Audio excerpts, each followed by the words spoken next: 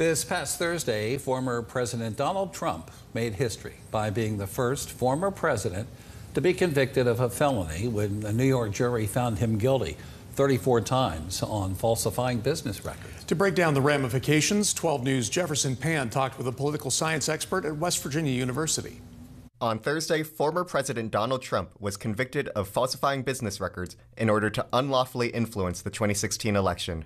To break down this issue, we talked to Professor Sam Workman, who is the director of WVU's Institute for Policy Research and Public Affairs. Professor Workman said that legally, this verdict is unlikely to have an effect on former President Trump's ability to run, given that criminal status is not a disqualifier for the presidency in the Constitution.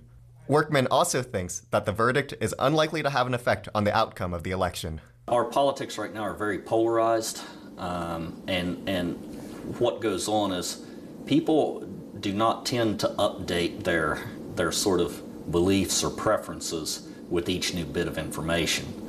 Usually what's going to happen here is each side will use this as further evidence to sort of reinforce preferences they already have. After the verdict, former President Trump has called the trial rigged and motivated by politics. What you really have to understand about how President Trump frames sort of what's gone on during the trial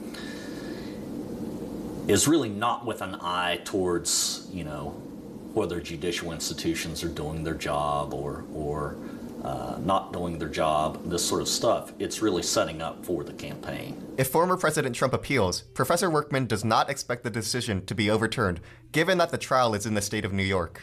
However, if elected to office, former President Trump could delay any sentence or community service from this conviction until after his presidency. So like so much else, when former President Trump gets punished for this conviction depends on voters this November. Reporting for 12 News, I'm Jefferson Pan.